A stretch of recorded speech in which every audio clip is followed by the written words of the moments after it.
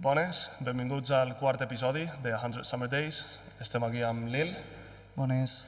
I avui estem a Andorra, a Sant Julià de Lòria, perquè el nostre convidat d'avui, ja veureu que hem canviat d'escena, presentem a mossèn Pepe. Bones, Pepe. Bona tarda i ben trobats a casa vostra. Sant Julià de Lòria sempre ha estat, al llarg de la història, porta d'entrada al Principat d'Andorra.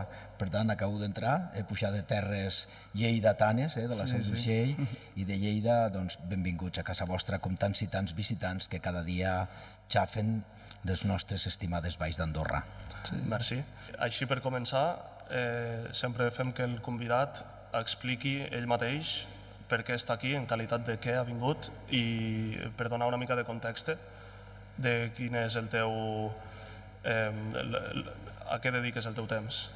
Bé, jo soc mossèn i vaig estar 15 anys, des de la meva ordenació sempre havia estat a la Seu d'Urgell, com a profe a l'institut, al Joan Brodieu, sempre a l'ensenyament públic, i com a delegat episcopal de joventut del Bisbat d'Urgell i delegat d'ensenyament. Porto ja 13 anys aquí a Sant Julià de Lòria, com a rector de la parròquia Laurediana, coordinador d'activitats juvenils, també com el Canoli Music, la Setmana Cinema Espiritual. Sempre la meva vida, la meva vocació està molt lligada al món educatiu, al món dels joves, i és el que sempre he fet a la meva edat. Jo tinc ja vora els 60 anys, 57 i mig, i sí, com a rector, cada dia vivint la meva vida, la meva vocació, envoltat de la gent a la que estimo cada dia. Es nota, acompanya molt la teva personalitat i, de fet, has estat deixant petjada i és fàcilment comprovable. De fet, si busqueu a mossèn Pepe per internet, els primers 50 articles són un mossèn peculiar. Et pinten com el host, el mossèn més animat de la zona. Bueno, més que animat, més host, més, alguns deien el Messi de l'església, doncs, bueno, de veritat, és que jo crec que la vida és viure un enamorament. Jo em sento un enamorat de la vida, de les persones. Cada dia quan m'aixeco del llit dono gràcies a Déu pel que soc, pel que visco, per la transmissió de valors que la meva família m'ha donat, de tot el que al llarg de la meva vida he compartit, i intento ser fidel a les meves opcions de vida. Soc un tio que em considero alegre, optimista i positiu. Si més no, ha marcat el camí de la meva vida l'optimisme i l'alegria.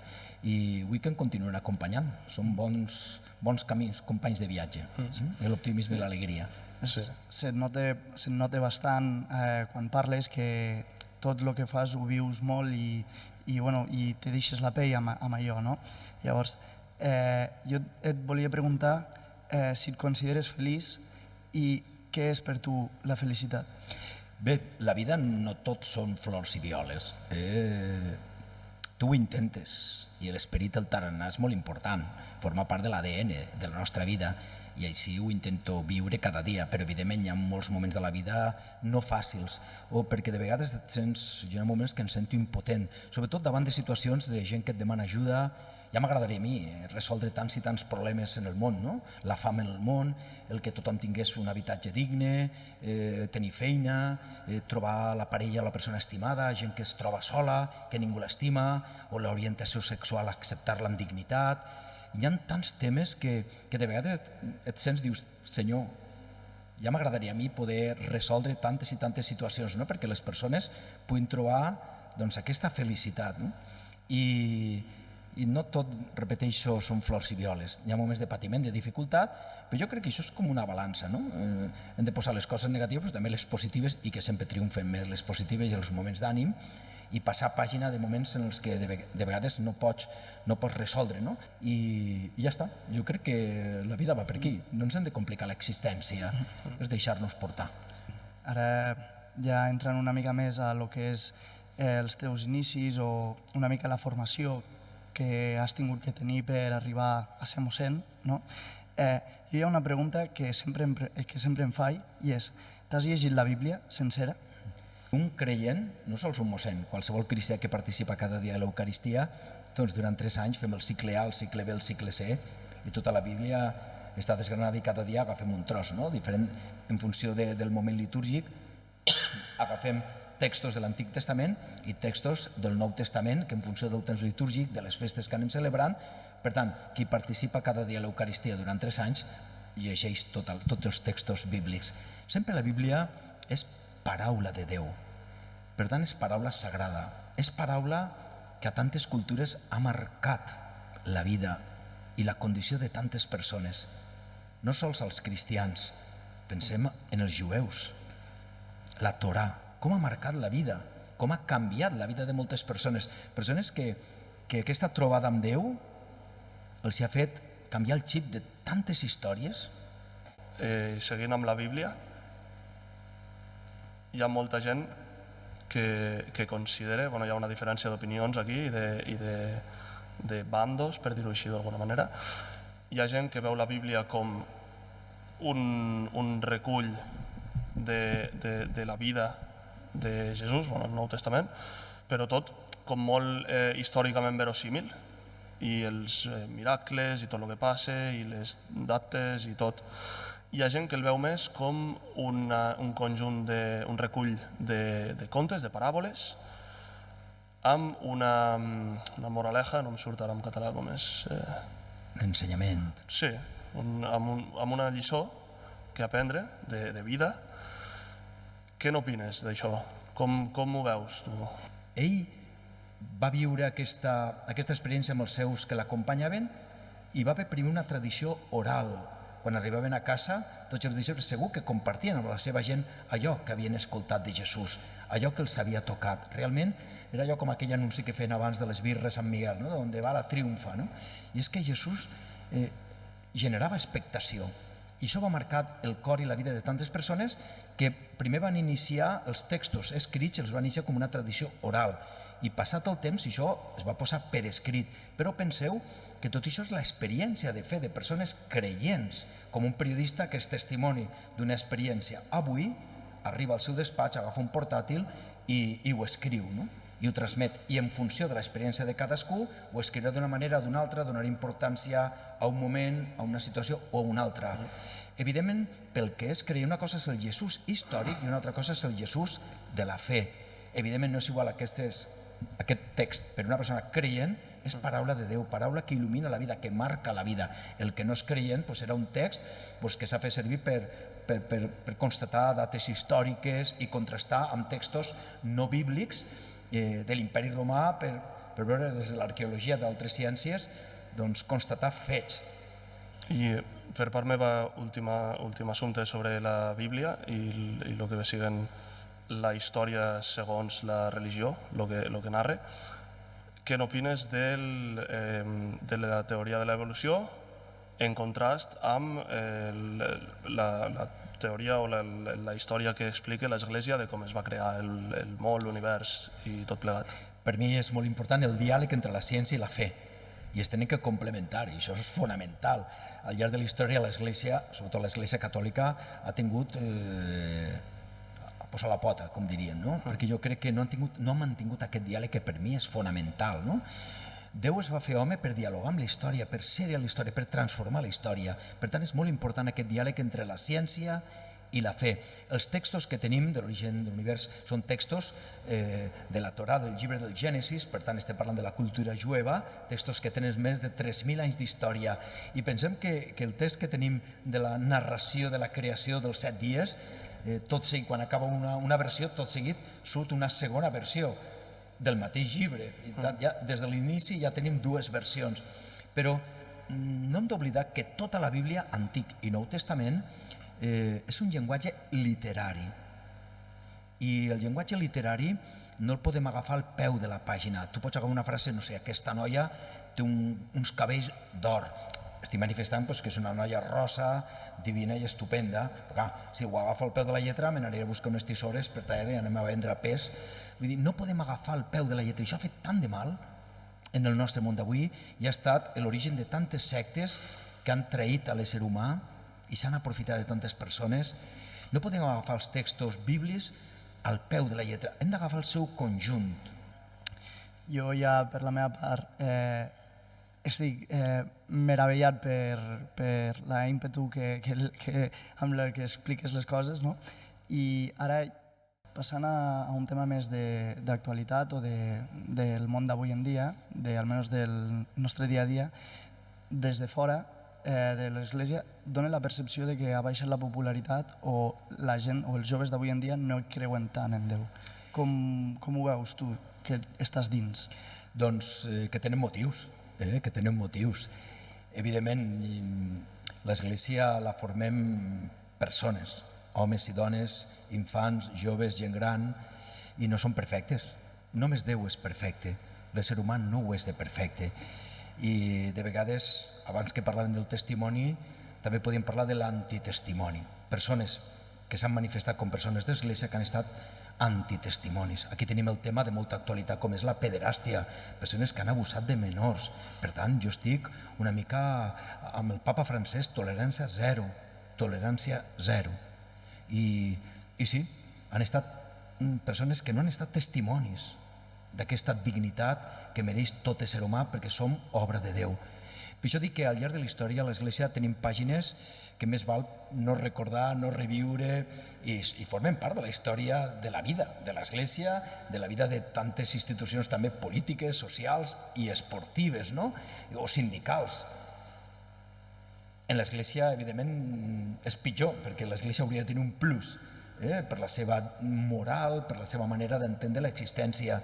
I tenim pàgines, les creuades, són pàgines de l'Església que més val no recordar, més val passar pàgina i demanar perdó, i estar al costat de les víctimes, escoltar, acompanyar, fer camí.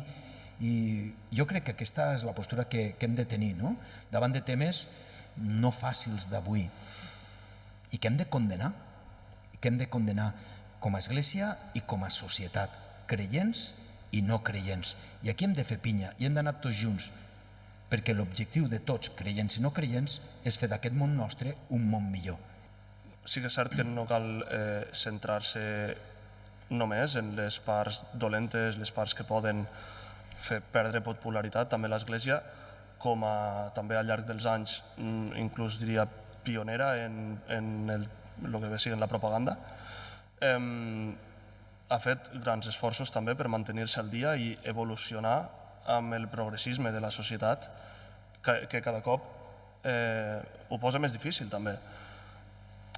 Sent l'Església una institució formada per gent, sobretot ara es nota més, sobretot més gran, d'edats més avançades, com veus aquest gran esforç que estan fent per mantindre's actuals tant en l'opinió de l'homosexualitat, que abans era impensable, cada cop surten més mossens, cures, el papa inclús, dient que això no passa res. Com ho veus, això? Bé, jo confio en les persones, confio en l'Església, confio en Déu. El papa Francesc ens anima a tenir una Església sinodal i una Església de comunió, una Església en la que tothom sigui protagonista. I això és important. La parròquia de Sant Julià no és el rector. La parròquia de Sant Julià són totes les persones que formem part d'aquesta comunitat. Per això és genial la feina que s'està fent des de Càritas, amb tot un equip de seglars que porten un compromís bestial i estan fent un treball xulíssim d'acompanyament i d'escolta a la presó que tenim aquí a Andorra, a la presó de la Comella, o tota la feina que s'ha fet en tot el temps del Covid, no? Com hem intentat atendre, escoltar, animar, ajudar materialment a tantes famílies necessitades. Jo crec que la imatge millor que tenim avui en dia per presentar l'Església és la de Càritas. Creients i no creients, jo crec que ningú pot criticar la feina que està fent Càritas o altres institucions, ONGs de casa nostra, que hem de recolzar, que hem d'animar, de gent bona. Per això moltes vegades aquesta invitació que ens fa l'Església té una mirada oberta, no focalitzar a les coses negatives, inclús remenar sempre lo negatiu. Jo m'agrada també passar pàgina i focalitzar la mirada més àmplia, conscient, xafant de peus a terra, evidentment, no negar les coses que són evidents i reconèixer allò que està malament i demanar perdó, que de vegades no és fàcil. Això de demanar perdó tela, costa i molt, no? I temes d'actualitat, hem de xafar de peus a terra i hem de veure que la nostra Església, com tu deies, Pau, hi ha de tot. Hi ha de tot. I avui en dia, quan parlem dels models de família o de l'orientació sexual, Jo crec que això és molt important. Les paraules del papa Francesc són genials. La homosexualitat no és un delicte. Doncs nosaltres, això d'estimar és tan evangèlic. És que Nostre Senyor ens convida a estimar. Jo crec que el pecat no és estimar, el pecat és no estimar. I a millor persones que es manifesten molt radicals amb el tema de l'homosexualitat o amb altres temes són persones de vegades amargades, que en lloc d'aportar són antitestimonis. I a lo millor jo crec que també l'Església ha focalitzat massa la mirada en la moral sexual, quan hi ha altres ambients, altres temes que són més importants. Al decàleg de l'Antic Testament, doncs el sisè manament, doncs potser hem focalitzat massa la mirada amb la moral sexual, quan realment hi ha altres mirades que hauríem de tenir. Una església més oberta, més social, no tan focalitzada en aquests temes del sexe que dius, bueno, són tan relatius perquè formen part de la condició humana ahir, avui i demà. Bé, doncs hem passat ara una mica, hem comentat tot el que és el tema de Càritas i sobretot com valorem positivament tot aquest treball que està fent per a gent que ho necessita, i per desgràcia això avui en dia passa més sovint del que ens pensem, i ja no només amb el tema de la fam, per exemple també ara el tema de la guerra, ja no només d'Ucrània sinó de països en desenvolupament que poder no tenen tants recursos. Llavors jo el que volia preguntar és una mica la justificació o com explica l'Església que si Déu és tan bondadós, per què passen aquestes desgràcies? Evidentment que nosaltres estem envoltats de misèries que formen part de la condició humana, de patiment, prostitució, drogadicció, guerres. Què puc fer jo per deixar aquest món una mica millor que com l'he trobat? Més que tirar la culpa als polítics, tirar la culpa als altres o esperar que els altres vinguin a resoldre problemes que tenim dia rere dia, la pregunta que jo crec que hem d'invertir la pregunta, jo què estic fent per realment fer d'aquest món meu un món millor, en el que tot ésser humà pugui mereixer dignitat. I aquí la crida que es fa a l'Església, que es fa el Papa Francesc, que tenim a l'Evangeli, això és l'Evangeli pur, esglésies obertes, esglésies que acompanyen, que escolten, que perdonen, però repeteixo, més enllà de la condició sexual, més enllà de l'orientació política, més enllà de si és infant, si és jove, si és gran, aquí no sobra ningú, no sobra ningú. Tots formem part de la nostra humanitat, que és obra de Déu, i és un gran regal. Parlant de la humanitat com a conjunt i tornant també, recuperant un tema que hem passat per sobre, que són les diferents religions que hi ha, ho vull enfocar de dues maneres. La primera és com es justifica l'existència de diverses religions, sobretot les que són tan diferents entre si i tenen idees potser inclús contradictòries. I segon, que suposo que és el que més comparteixes, és quins punts en comú tenim per contra que ens ajude a justificar-ho a nivell lògic, de dir com pot ser que jo t'estigui dient que això és així i tu tinguis una idea completament diferent i ens hem d'acceptar les idees mútues. Hi ha un punt de connexió? És simplement jo tinc fent el meu, tu tens fent el teu, deixem-ho estar? O es pot realment entrar a parlar sobre això i trobar un punt en comú, un punt de connexió? Mira, Pau, no fa gaires setmanes participava a Barcelona amb motiu del World Peace Forum de Barcelona, aquesta crida a declarar Barcelona com a ciutat de la pau. Em van convidar a participar en un fòrum de diàleg interreligiós, i en aquella trobada érem dos mossens, però també hi havia un rabí jueu, hi havia també una representant de la comunitat musulmana, hi havia també un representant de la Casa del Tíbet a Catalunya, com a budista. Érem 10 o 12 de diferents confessions religioses. I em va cridar per parlar d'aquest tema que tu planteges. I evidentment cada ser humà o cada confessió religiosa pot tenir el seu estil, el seu tarannà, els seus seguidors, la seva experiència de vida, però hem de buscar allò que ens uneix. I a les religions monoteistes, judaïsme, cristianisme, islam, les religions monoteistes, seguim, uns li diran, a Déu li diran Alà, altres li diran Javé, nosaltres Déu, però és que realment hem vingut a aquest món a sumar i hem de buscar més enllà de les diferències. Jo crec que la crida és a buscar allò que ens uneix, i hi ha elements que ens uneixen, el tema de la pau. I que trist que encara avui, el 2023, per desgràcia, a tants racons de la Terra tinguem espais de guerra, de discòrdia, d'enfrontament, per interessos polítics, econòmics, ideològics. No entrarem. El cas és que qui pateix aquests conflictes? Sempre la gent més humil i més senzilla, no els que convoquen les guerres i les baralles. Però avui focalitzem molt la mirada perquè ho tenim molt a prop, Ucraïna i Rússia, però és que tenim tants racons del nostre planeta Terra amb conflicte. Què podem fer?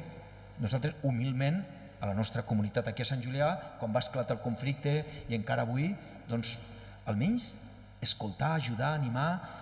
Va sortir la solidaritat compartida, vam mobilitzar les escoles i a les famílies i en 15 dies vam emplenar un tràiler, no teníem res i de cop i volta en 15 dies doncs la suma de l'esforç de tantes persones, sobretot de joves, d'infants, d'escoles, d'educadors, creients i no creients, vam emplenar un tràiler.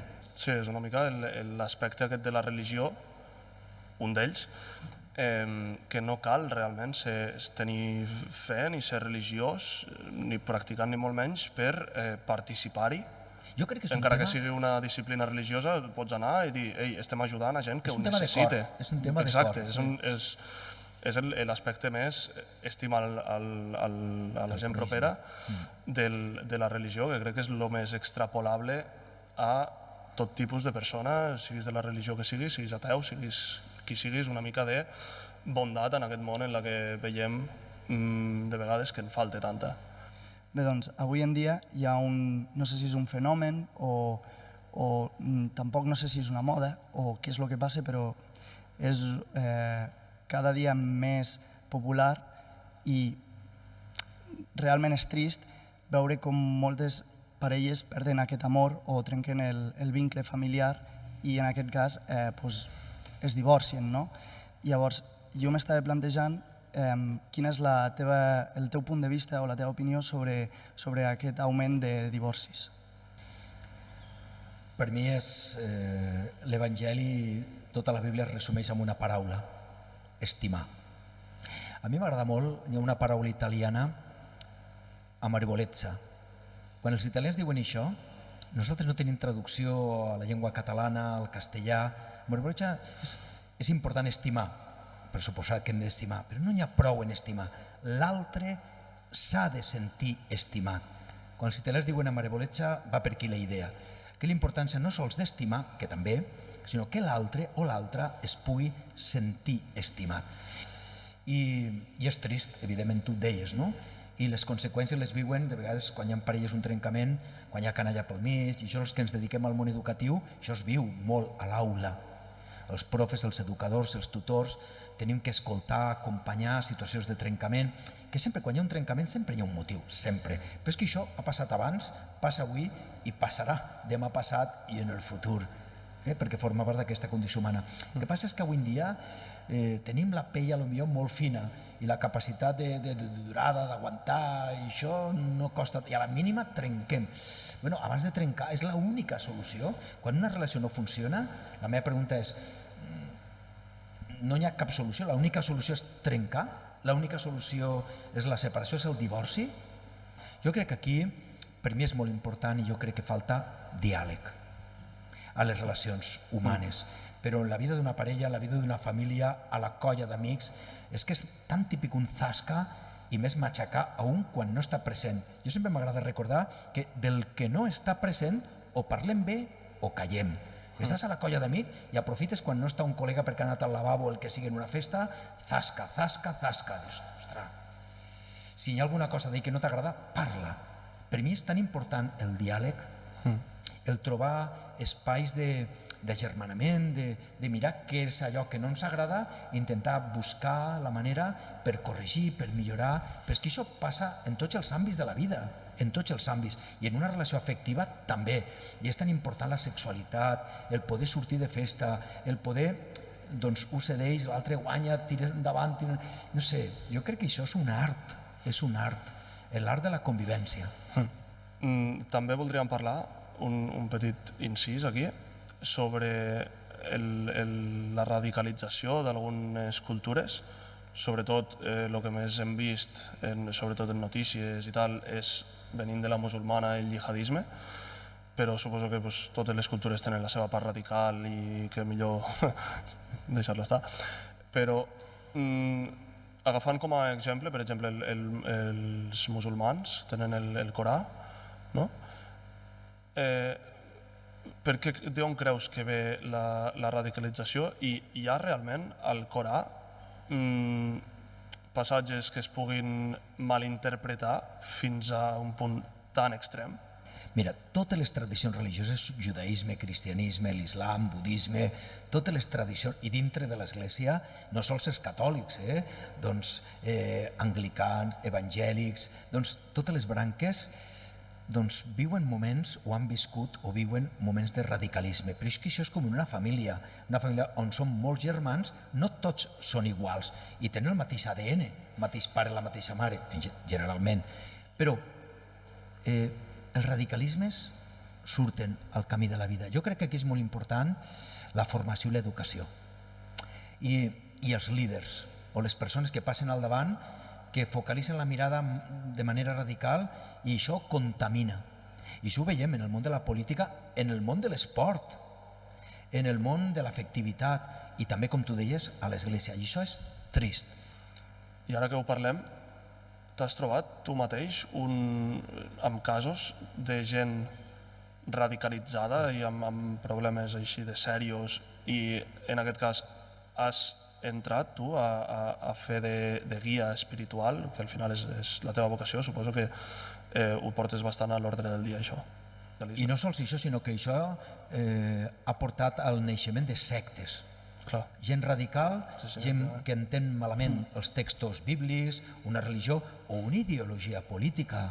Tots ho hem vist al llarg de l'història, tots hem estudiat història i hem vist com líders i ells fanatismes que porten a fer bestieses, perquè tot aquí que pensa diferent de mi ja no és bo. Doncs sí, jo puc veure en l'adversari, en un no creient, jo per què no puc compartir una birra i un cafè amb un no creient? Per què no puc compartir temps de la meva vida amb una persona gran? Què passa, que jo només m'he de relacionar amb gent de la meva edat? No puc compartir amb un petitó i llançar-me a terra com els nebots i jugar a terra amb ells i riure amb ells i sentir-me petit com ells? Jo crec que és molt important fer camí amb les persones que ens envolten. I per mi això és molt important. També amb els radicals i a la mesura, si es deixen ajudar, i si més no, orientar-ho. Jo crec que tu necessitaries una ajuda també d'una persona del camp de la psicologia o algú que t'ajudi a reorientar la teva vida. Estàs arribant a moments... És que persones que queden ajornades per segons quins temes i es llancen. Les persones que estan en el món de les drogues, per què? O persones que estan a la presó. Si tu parles i comparteixes estona amb gent que està a la presó, si estan a la presó no és per fer rosari ni fer moltes pregàries, generalment és perquè l'han cagat a la vida, per algun motiu, o perquè un tir, un assassinat, o tema de trepitjor de drogues, com tenim aquí a Andorra, gent que pensa que aquí dalt és com la realitat que teniu aquí baix, i no és així, i no sé, o gent que posa la mà al calaix dels calerons que no són seus, però tot això de vegades és per la influència de la societat d'avui, dels mitjans de comunicació, de les xarxes socials, que aquí s'ha de tenir un cos perfecte i que no has d'anar a un metge i que et facin uns retocs o matxacar-te al gimnàs, i una cosa que és bona la podem convertir en negativa. Moltes vegades veiem radicalització en persones que potser no han seguit un bon camí a la vida i han acabat en el món de les drogues o a la presó, no? I jo, per exemple, si li parlo o si li pregunto a la meva padrina, segurament em diria: escolta, noi, això és culpa de la música que escoltes, no? Més concretament, el reggaeton. Llavors, et volia fer una pregunta clara, que és: quina és la teva opinió sobre el reggaeton i sobre les seves lletres? Realment, jo crec que si aquells enamorats del reggaeton i de segons quines lletres realment focalitzessin la mirada amb el contingut, molts d'ells abandonarien aquest gust, molts d'ells. Jo crec que de vegades la falta de formació o la incultura... Perdó, estic aquí ara una mica matxacant, però és que realment hi ha lletres poc constructives, i ho deixo aquí, per no anar més enllà. Ho deixo aquí. Jo crec que és molt important en l'art, la música, la dansa, el cinema, la pintura, també buscar allò que portem a la nostra ànima, saber escoltar, saber discernir. Això és molt important. I a la música, tela. Hi ha algunes cançons que dic, realment, tu saps... Una cosa és el ritme i el puntillo, i si vas amb una, dos, tres birres, però dius, realment, i fer entendre, escolta, tu t'has fixat en aquella cançó que diu? Ostres, realment estàs d'acord amb això? I jo crec que potser ni són conscients de la lletra, sobretot si són amb altres llengües que no entenem.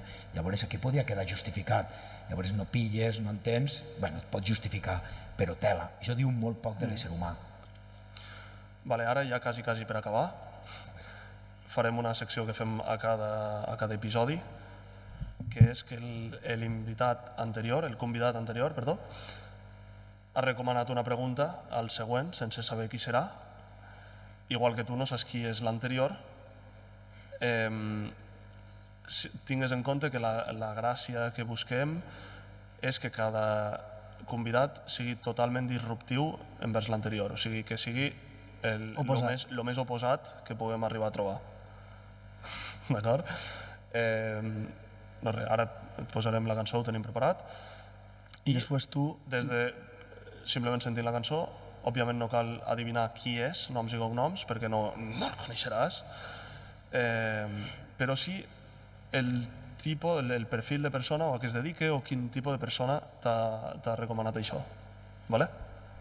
Oh my bad, I flexed on you, nigga, I wasn't even trying to. I'm at the top of key, you climb up here, you don't need some hiking boots. Oh my bad, I spiked my juice, I tell myself don't buy no juice. T'agrada? Què t'ha semblat? T'ha agradat? Bé, no és una cançó que jo triaria, potser, segons quin moment, sense entrar en el tema de la lletra, el ritme és un ritme canyero, sí, és una coseta... Marxós. Per pillar el puntillo, sobretot dies que més foscos, més així que estàs... Vinga, una dutxa, aquesta musiqueta i vinga, va, Pepe, ponte les piles, que la vida continua, no? I això és positiu, A mi m'agrada molt. De fet, quan aquí a Andorra muntem el Canoli Music Festival, que busquem, perquè és un festival molt adreçat al món dels adolescents i joves, una etapa de la vida no fàcil, i per tant hem de buscar ritmes molt actuals, cantants molt d'avui, però que puguin tenir, evidentment, per això ho fem, el Canoli Music, volem que sigui transmissió de vida i de valors, però sí ritmes actuals. I per mi és molt important el ritme. De fet, a mi, a la litúrgia, a l'església, m'agrada, sobretot a les misses de joves, doncs tenir ritmes d'avui i portar hip-hop, i ho hem fet i ho continuarem fent, ritmes molt nostres d'avui, amb transmissió de lletres que poden ajudar a la construcció de l'ésser humà. I què opines? Quin tipus de perfil de persona creus que t'ha recomanat aquesta cançó? Doncs no tinc ni idea, però és que pot ser qualsevol perfil. Podria ser perfectament, per què no, un capellà. Jo tinc amics que els agrada cançons molt més radical que aquesta i el rock dur i no sé, no tinc ni idea no tinc ni idea de qui ha pogut recomanar o qui li agrada aquest, perquè els estils musicals sorprendríem tots, sorprendríem. El papa Francesc també té uns gustos musicals que tela, no? Però no tinc ni idea. Per tancar això ja et direm que era un artista musical del panorama de Lleida, era un cantant de rap i el fa en català i ens sembla interessant el seu perfil. Tindreu també el link a l'episodi anterior, ara quan s'acabi us el posarem aquí al mig. M'agrada molt perquè la darrera edició del Canoli Music van portar a un raper de Madrid, que ara triomfa molt a Amèrica Llatina, i va triomfar amb els joves d'aquí d'Andorra. Doncs aquest raper va agradar molt, i la propera edició del Canoli Music, que farem al novembre de 2023, també serà una rapera del País Basc, a Xixa, i espero espero que agradi.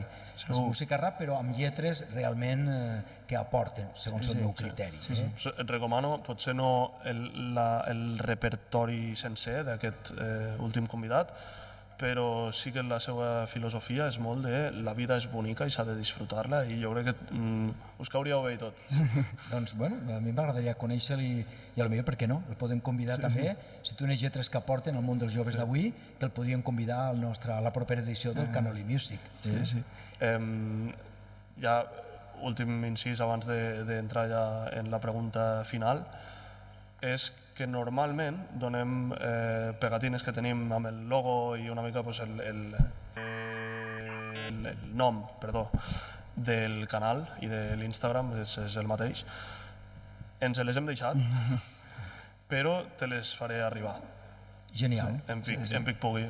I també per a tancar... Summer Days. Sí, per a tancar la secció, recomana una cançó pel següent convidat. Doncs no tinc ni idea. És que depèn del moment del dia i de la vida. T'agrada un estil de música o un altre estil de música?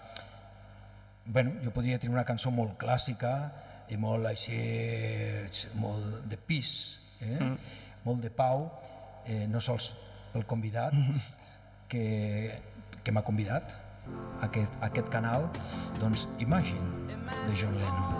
És un clàssic, però jo crec que és una música i una lletra que ens pot agermanar. I representatiu. I representatiu, també. És un clàssic. No sempre donen cançons tan representatives, tot i així el segon clàssic també serà complicat pel següent convidat adivinar el perfil de persona. A veure què diu. Sí. I bueno, ara abans de despedir-nos, una última pregunta, en plan el súmum ja de l'episodi, i és mossèn, si tinguessis davant a Jesús, quina seria la teva pregunta cap amb ell? Primer de tot, li diria gràcies per tot el que has aportat a la meva vida. Li diria gràcies. I després li diria, espero no t'hagi fallat. Profund. Sí. No li preguntaries res? No vols un... És que la vida té molts moments personals, de família. Jo ho deixaria aquí. Molt profund, molt bonic. I ja passem a despedir l'episodi, si us sembla. Perdó, No. Les persones tenim cor i faltaria més, i de fet ens alegra que t'hagis pres en sèrio i hagis raonat les teves respostes fins al punt d'emocionar-te tu mateix. Sí, diu molt del cor d'una persona i de com ho viu realment, i de veritat, mossèn Pepe, que tant el Pau com jo estem encantats de que ens hagis acceptat a la teva casa i a la casa de Jesús. No sabia ni de què anava aquesta història, vas rebre ahir un WhatsApp, diu Pepe, t'importaria participar? No sabia ni què ni com, coneixia el Pau perquè havíem compartit temps d'adolescència a l'Institut de la Seu d'Urgell, 15 anys molt xulos de la meva vida, d'entrega amb els joves de cada dia i moltes experiències viscudes, i anar a viatges a Itàlia, viatges de fi de curs amb els de batxillerat, i anar des del Camp Nou i amb els alumnes de Reli, i va ser una experiència també a la meva vida molt xula a l'Institut de la Seu d'Urgell. Per mi, el fet de ser capellà i profe de Reli en un institut públic de més de 100 profes, que inclús els mateixos companys de claustre durant 2 quadriennis et trien com a representant del claustre, per mi va ser molt significatiu, i una etapa de la meva vida que jo reconec que em vaig entregar a tope amb els joves, amb les famílies, escoltant, animant, acompanyant i com a testimoni de vida, i que es pugui parlar bé, o si més no, doncs que puguin, mira, el Pepe ha passat per la nostra vida i ha portat alguna cosa. I de fet, inclús la gent que no és religiosa, tothom de la Seu té un molt bon record teu, i estic segur que a Andorra també estàs fent un gran paper, i de fet hi ha molts articles i gent que en parla que ho respalda. O Sí, la paraula Res, només hi ha que anar al Google i posar Pepe Xisbert, amb CH, Això ja és cognom valencià. Deixarem també aquí baix, com amb tots els convidats, suposo que uses Instagram o alguna xarxa social? Saps què passa? Que jo soc... Digues tan modern que és capaç de tenir Instagram. Jo soc e-mails, whatsapps, no vull tenir Instagram, i això que les activitats que muntem tenim un equip que se'n cuida, però no ho vull portar jo directament, perquè no tinc temps. Vull dir, prefereixo dedicar el meu temps a altres coses. I m'agrada molt el món mediàtic, col·laboro, de seguida que em vau fer la proposta jo sempre dic sí, per què no, sense saber ni què, ni com, ni de quina manera, perquè, bueno, jo m'ho prenc com una cosa, ja ho he enviat a aquesta persona i em demana aquest servei.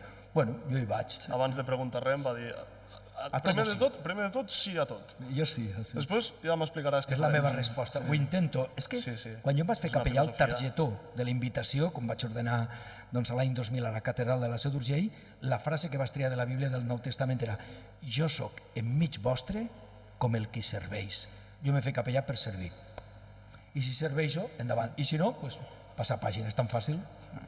I no res, ja per despedir, agrair-te tant la participació i la dedicació i el temps, com que ens hagis deixat gravar a l'església de Sant Julià de Lòria. És preciosa. Sí. Moltes gràcies. És una església que tenim oberta 365 dies a l'any, de 9 del matí a 9 del vespre. El papa Francesc demana esglésies obertes, no sols físicament, que també, sinó obertes en l'acollida, en l'escolta, més enllà de les diferències de si són creients o no, com crec que queda constatat a les preguntes que m'he fet. Sí, crec que és un bon final, un bon resum de l'episodi. I com no use xarxes socials tan habitualment, potser deixarem el link a la parròquia o a algunes iniciatives en les que estiguis treballant, perquè la gent pugui seguir més de prop la web de la parròquia, www.parroquiasanjuliadeloria.org o Càritas Sant Julià. De fet, molta gent es connecta cada dia perquè és l'única parròquia d'aquí del país que cada dia fem la missa per televisió en directe, tots els dies a 2:15 del vespre. Així que els que els vulguin connectar, qualsevol lloc del món, es poden connectar en directe cada dia a les nostres celebracions, diumenges a les 11:30. D'acord. Perfecte, doncs. Moltes gràcies per veure això. Feta la promo, tindreu, òbviament, tots els enllaços a la descripció. Moltes gràcies, Pepe.